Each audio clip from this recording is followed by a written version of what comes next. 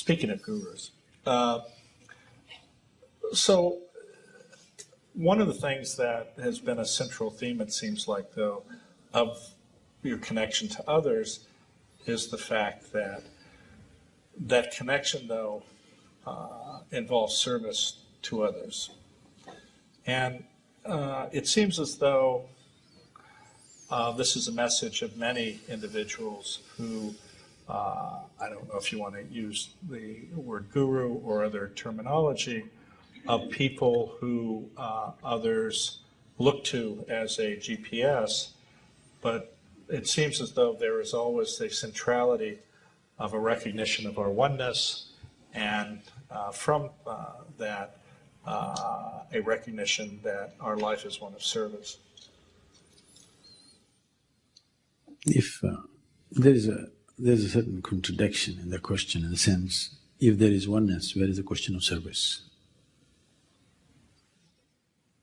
Now, I'm asking all of you, if you get to do something for your children, do you feel that you've done a great service?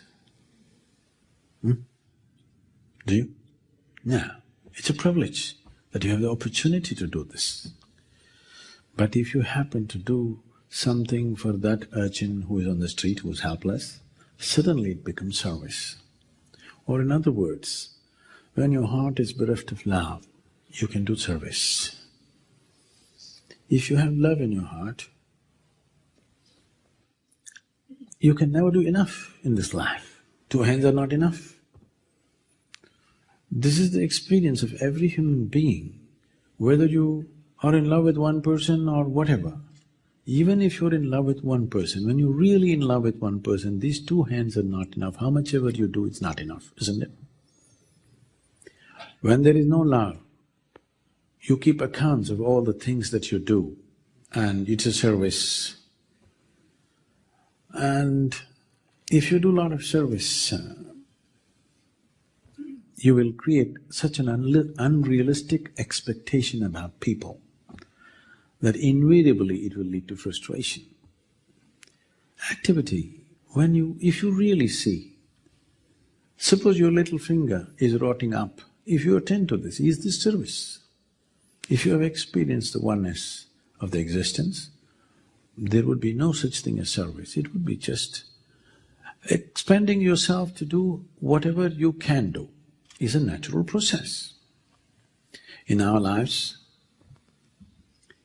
if we do not do what we cannot do, that's not an issue. But if we do not do what we can do, we are a disastrous life. Whatever we can do must happen. And we as a generation of people are in a unique space for the first time, for the very first time in the history of humanity. Even 25 years ago, this would not be possible. For the very first time, we have the necessary resource, capability and technology to address every human problem on the planet.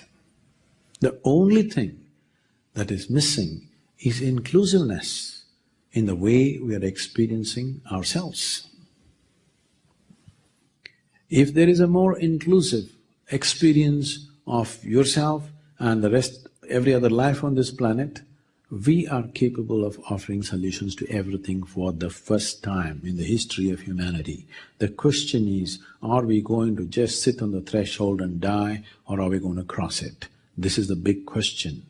I want to see that we, as a generation of people, do not become a vain generation, that we will do things that we can do. What we cannot do, it's fine.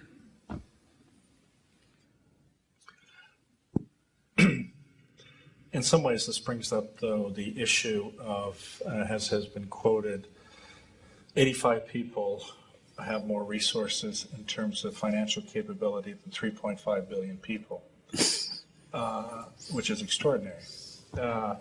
And certainly in the United States, we see this ever-widening divergence between the haves and the have-nots. And while I think we would all agree that within ourselves we have the capability to change, or the potential, but why don't we have that, or why does not so many people seemingly have this intent? In fact, as we were discussing, sometimes having more makes individuals want more, not to give more. See, whatever 2 to 5% of the population holding over 80% of the world's wealth, that's what it is. I don't know if that statistic is perfect, but somewhere near that. One thing is, we can see it as a great problem, but I see it as a great possibility. Now you have to change only 2% of the population to transform the world.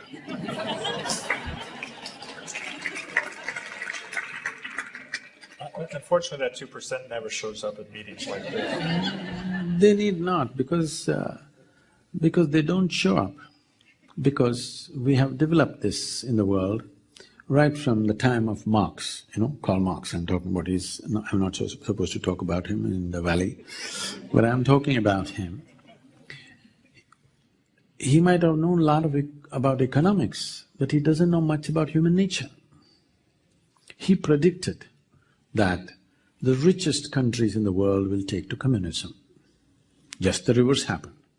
Wherever the poorest populations are there, they are the ones who fly the red flag even today.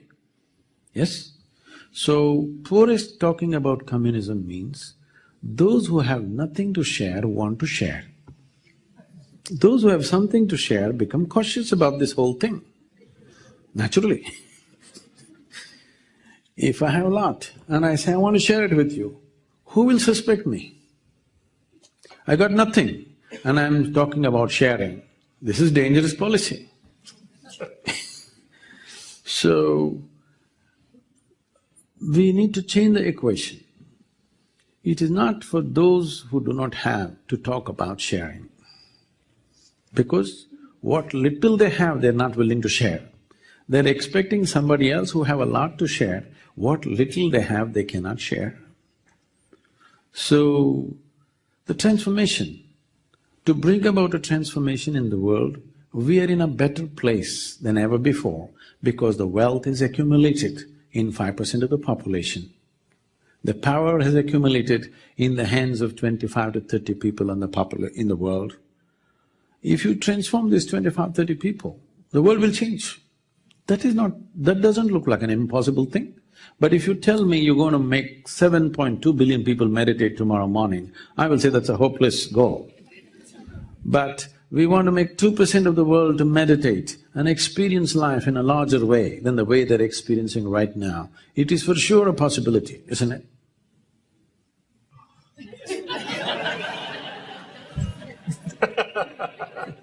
What does Sarah Palin say? Good luck with that one.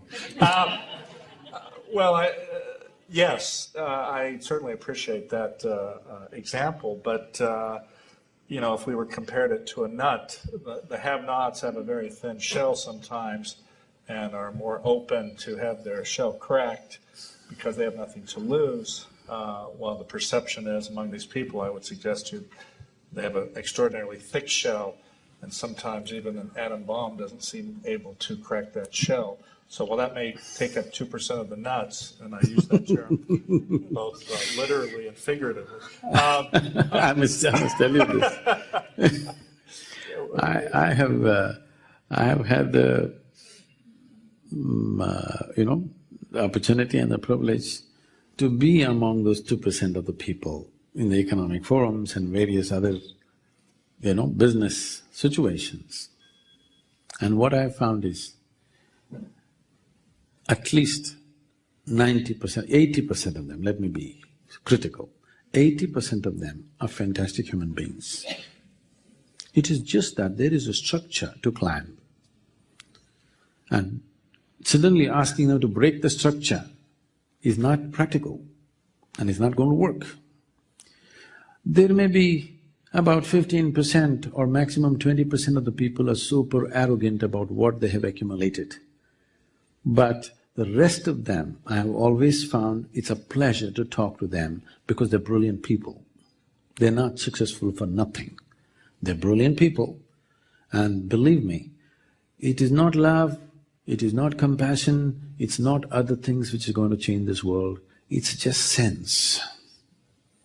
We just have to have sensible human beings. Sense is what needs to be kindled. If you're sensible, you understand the only way that all of us can live well, the only way we can exist in a certain way on this planet is by doing certain things. This sense is easy to bring into people who have a certain level of intelligence naturally, and they have exercised this intelligence to accumulate, because that is how we have structured the society.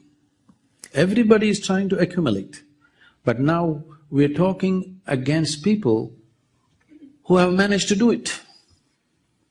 We have not created a social structure where it's of a different nature.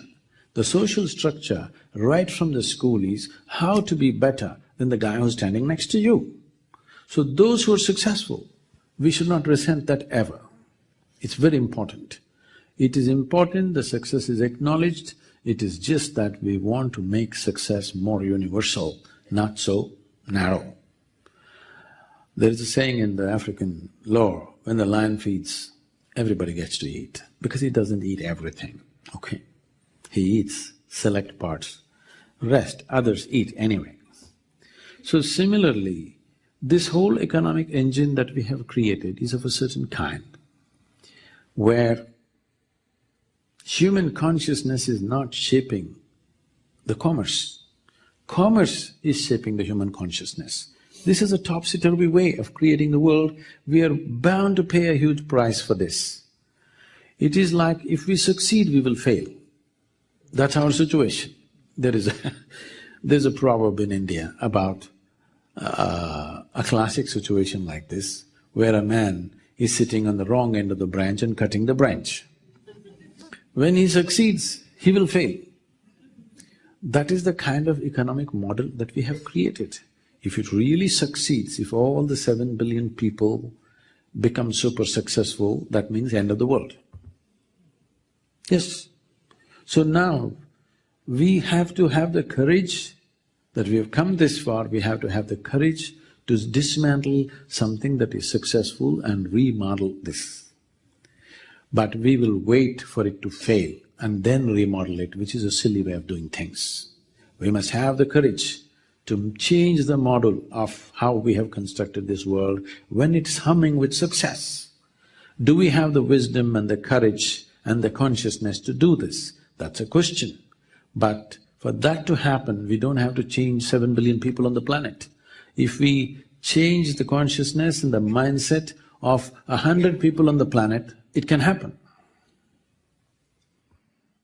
Easily. I'm not saying it's easy or not. It is a possibility.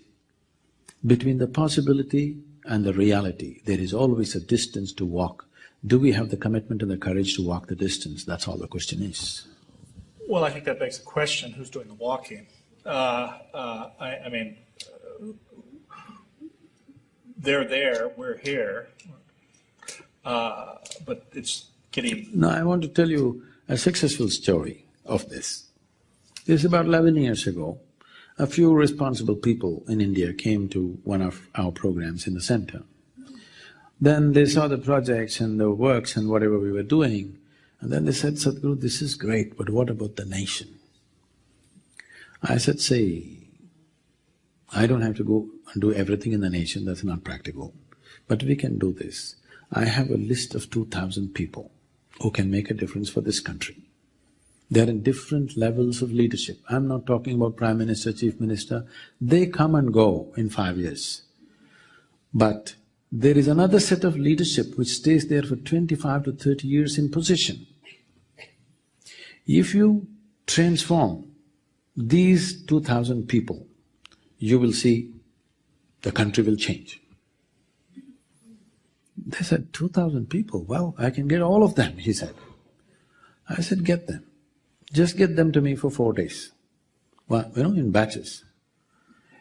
In 4 years or 5 years, they said they will do it. Now it's almost 11 years. We have touched about 45 to 46% of them. And quietly they're transforming the country, no question about it. There is no fireworks happening, but transformation is like this. When the flower blossoms, there is no band being beaten. It just happens quietly, and it is for sure happening, believe me. I'm hands-on in touch with these people in many different levels. Have they changed everything? No. I'm saying if 10% of the way they think and feel about everybody around them changes, there is a huge change, and they are definitely doing it. So these are business leaders, bureaucratic leaders, various people at different strata. They hold responsible positions for 25 to 30 years in the life of that nation, and that's making a big difference. That may be true in the context of that example, but again, getting back to the 85 people who are not bound to a country, a tradition, or a connection perhaps to any particular philosophy. And I think, as we've seen in this country, and it has been a reality shown by economists, this idea of creating situations where the wealthy, the extremely wealthy, are able to make 10, 20, 30, 40% on their money every year, fundamentally because they have access that no one else has, and allows them to accumulate more and continue this separation. And then we talk about trickle-down economics, which there's not one example where that has ever worked. And it's like the example so far, and again, I'm not against transformation, I'm just talking about at least the reality that I've seen, where we have very seldom, if ever, seen despots, dictators, or people in high levels of power voluntarily give up that power. I'm not at all. This is the whole thing. See, when it is spoken from outside, they feel threatened and they will only tighten their fortresses. That's why I brought in the example of Marx. He thought the rich will do it, but the poor want it, and it never worked. It's a great idea, but gone bad, because you're trying to work it from the wrong end. If Marx had devices to transform the consciousness of the wealthy, and then he talks about communism, that would have been the most fantastic thing, okay? But now you're going on the street and those who have nothing are talking about sharing, now it becomes ugly. Now, whatever these 85 people that we're talking about, get me 10 of them, just one weekend. I will see that they transform the remaining 75. I'm not somebody who lives in some dream state. I'm very much grounded. I know this may look very… Looking at the world, the realities of the world, I understand very much where you're coming from. It's not that I have not faced that situation. Every day I am against a wall, okay? But a wall is not an impossible thing. A wall need not be broken. You can always have the skill to climb across, or you can make the other guy climb across. I totally agree with you. Let me give you an interesting example. I have frequently been asked to speak at Aspen, and typically it's associated with having an event with affluent people.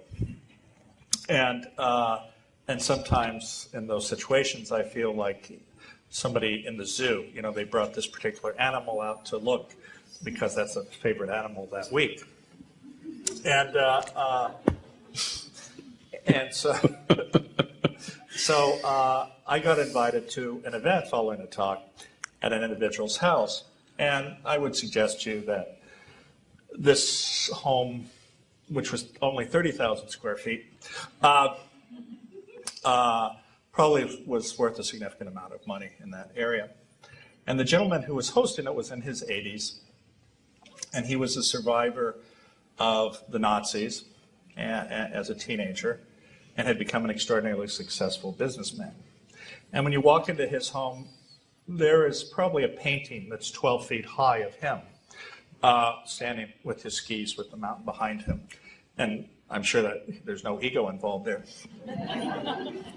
And then he proceeds to have a conversation with me, and I'm not quite sure because I wasn't particularly important. But he has a conversation with me, and in the conversation he points to his watch. He says, "See this watch? That cost $1 million." So he said, "There's only 10 in the world." He says, "I can show you my garage. It's a 10-car garage.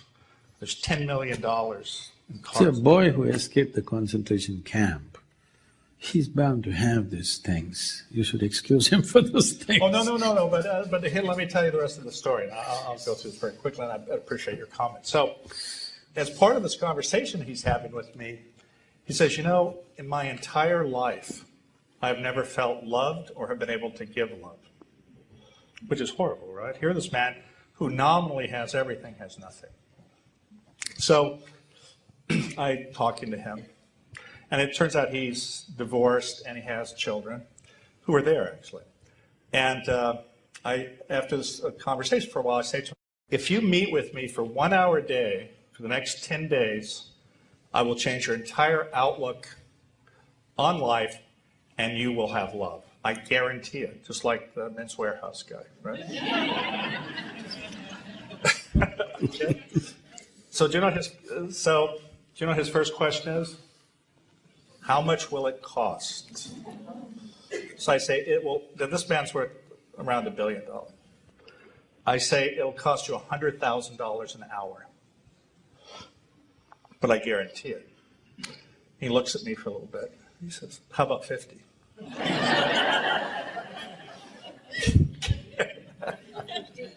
Okay, so then his daughter overhears this conversation.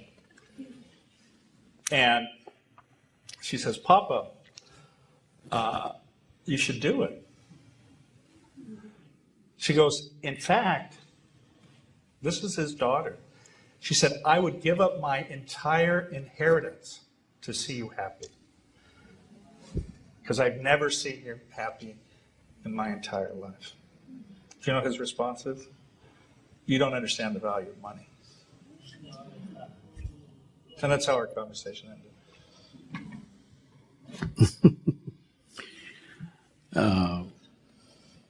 This is… I'm not sure if I could have done it in 10 hours. No, I could have done it for free.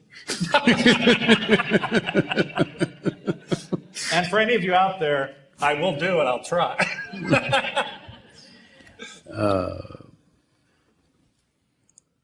We need to come to terms with this.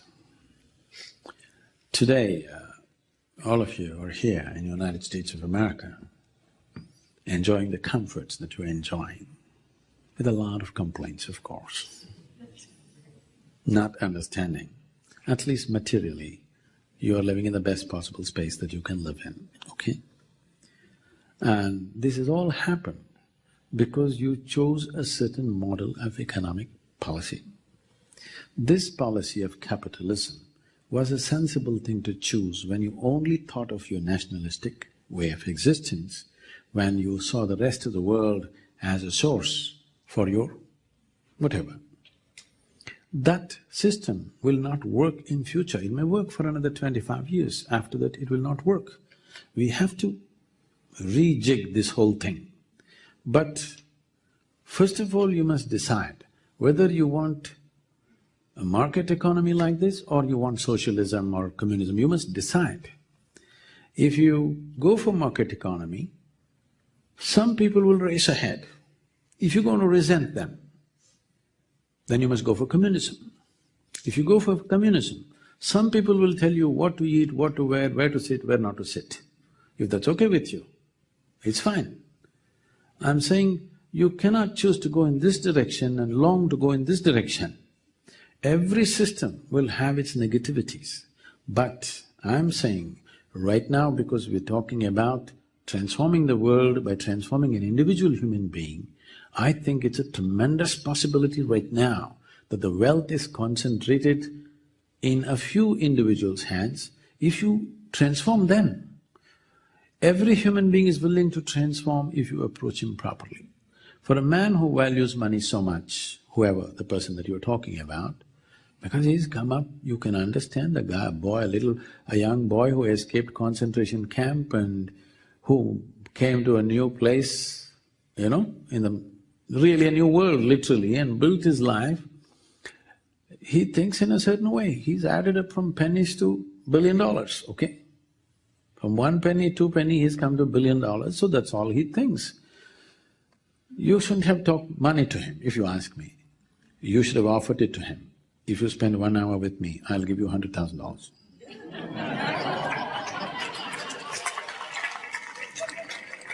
This is my deal. If you bring these 85… This is an No, agreement. no, if you bring these 85 people to me, I will give them $100,000 each. They have to spend a weekend with me, willingly. I'll spend a weekend for 100,000. You don't have the money.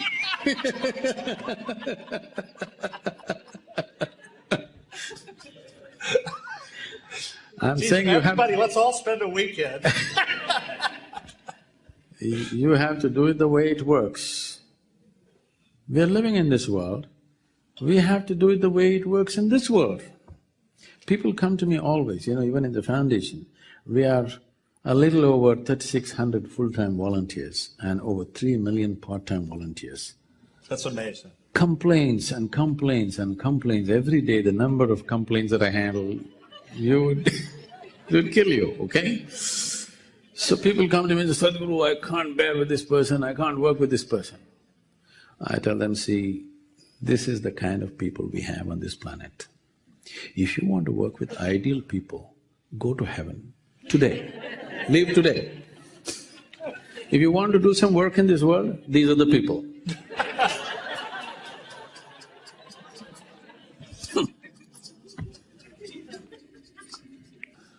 Actually, perhaps on that note, maybe we should open it up to some questions. And there are microphones that are placed. Difficult questions for him, nice questions for me. No, you can ask me any question. So my question is actually on Bharat, since the government there is going to be changing pretty soon, and I wanted to find out, Hinduism concentrates a lot about inner transformation, but I see a lot of lack of, a social consciousness and service, or as you term, going out and having a sense that, this is my country. What do you see needs change in India? Why do you think it's lacking? Sorry? Why do you think it's lacking? I think because from early on, from ages… No, not… Why do you come to this conclusion that it's lacking? I see it. No, it's not true. You were looking at it from a… you're trying to put a template, a Western template on India, which we're very proud that we are like a cosmic chaos. You understand? We feel homesick if there's too much order. Do not misunderstand that as lack of, passion for what it is. There's enormous passion. You should see, you just see, there is no other nation where such a large democratic exercise happens the way it happens in India. No other country on the planet can fulfill that, believe me. You should see how it happens. Even the poorest, in the remotest possibility where there's no road or electricity, even there he gets to vote, okay? It's a big thing. Anyway, what is the possibility? The next 5 years, will be scintillating for India, probably 10 years. So, big changes are going to happen for sure, because what has been lacking for India is, an Indian has never been the leader of the country. When I say this, I'm saying our education systems in India have been such, once we get English educated, our brains are in Greenwich Mean Time. Yes. So, there has not been a leadership who understands people the way they are. Somebody who will not ask Indian people to fit into another format which is not theirs. They made ordinary people feel ashamed just because they don't know how to speak English. They can speak their mother tongues fluently, but people are ashamed that they can't speak English. When you… see, nation is just an idea, let's understand this. It's not some God-given thing, it's just an idea. If you invest certain passion in this idea, nation becomes strong. When you're ashamed of being who you are, how will there be passion about it? For the first time, we are having a leadership which is passionate about who we are, okay? This is very important. This is over a 10, 12,000-year-old culture which is so complex that you cannot put it into simple logical analysis that you normally put other societies into, because it is too complex and it's too multi-dimensional, multi-ethnical, everything multi, okay? It needs a very organic leadership, not a synthetic leadership which drops there because somebody is somebody's son or daughter, okay? That's what has happened in the last 30 years. Next question. Thank you very much for being here. I'm wondering of other ways that you would suggest of turning that and walking the 4 miles instead of the 24,000 miles. You mentioned perhaps finding a guru was one way, so that was one question. And also, how does one find a guru here in the United States? Thank you.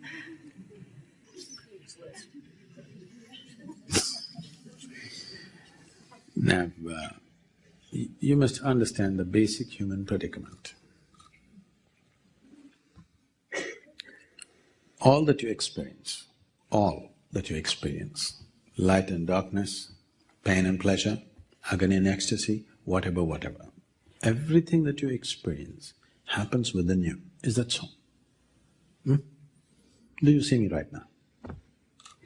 Do you see me right now? Where am I? Use your hands and point out. Ah, you got me all wrong. You know, I'm a mystic. Now this light is falling upon me, reflecting, going through your lenses, inverted image in the retina. Where do you see me now? Within yourself. Where do you hear me right now? Within yourself. Where have you seen the whole world? Within yourself. Have you ever experienced anything outside of yourself? Your entire experience of life happens only within you. So what is happening within you, to make it happen the way you want it, is not something that's beyond you. It is just that right now all the 5 sense organs, the 5 faculties of perception are all outward bound. If I do this, you can hear this. But so much activity in the body, you cannot hear this. If an ant crawls upon your hand, you can feel it. So much blood flowing, you cannot feel it. In the very nature of things, sense organs are outward bound because they're instruments of survival. But the seat of your experience is within you. This is your fundamental predicament. You need a sense which can turn inward. If you have access to the basis of your experience, would you create highest level of pleasantness for yourself or misery? Definitely highest level of pleasantness, isn't it? The problem is not of intent, the problem is of access. So, do you need some guidance on this? For sure you do. So don't use the word guru, because it's supposed to be a 4-letter word in California. It has all kinds of wrong connotations. Is it GPS? Yeah, GPS. Right now, if you buy the GPS, you buy from the best company, yes, whichever is working well. The same thing you must do. You must ask the maximum number of people. If it's working well for all of them, you can do it too. And anyway, if you buy a GPS, you're not committed to it for life. If it works, you keep it, otherwise you throw it. Same thing with me. I'll give you something, if it works, you keep it, otherwise throw it. What's the problem? You're paying more to buy a pair of shoes. She's asking $100,000 an hour. No.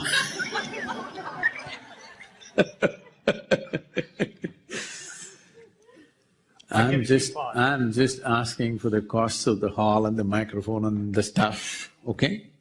Because I have produced a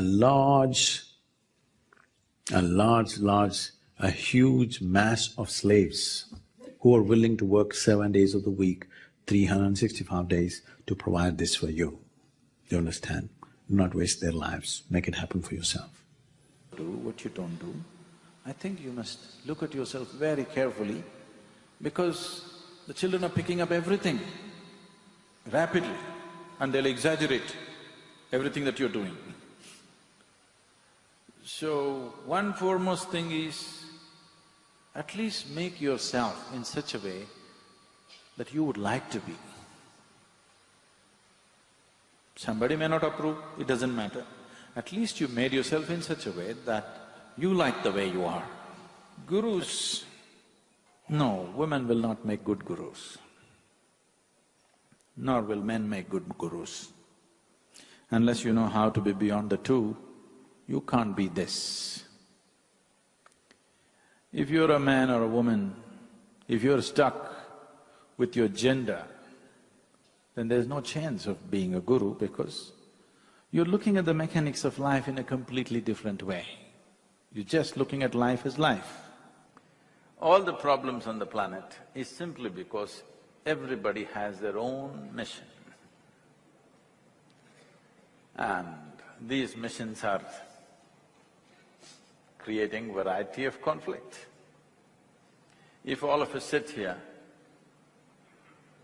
without any mission, mission means an assumed position of importance and agenda, individual agenda. If all of us can sit here, what is a human being longing for? Every human being. All of you, wherever you are right now, you would like to be little more than what you're right now, isn't it so? Hello? Yes.